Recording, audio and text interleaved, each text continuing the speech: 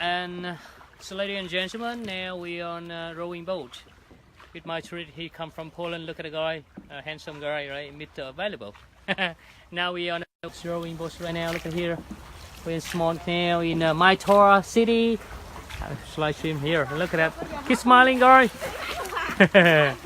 Right.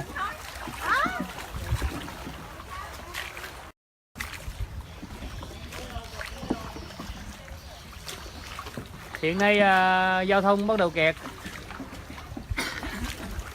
Tình hình trực tiếp từ vệ tinh.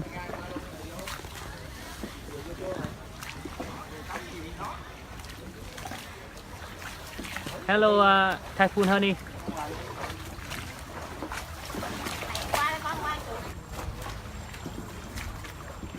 Thỏ sông sâu nước chảy đôi bờ, đen kính dài 10 khờ thương. Yeah, that's right.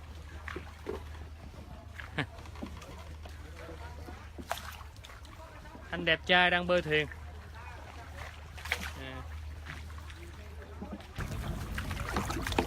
Hello, 안녕하세요. 안녕하세요. 안녕하세요. 감사합니다.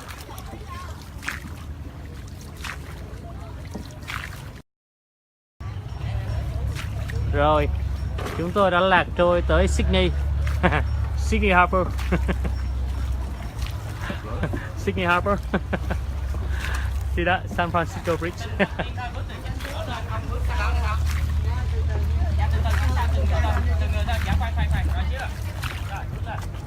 Alright, thank you, ladies and gentlemen.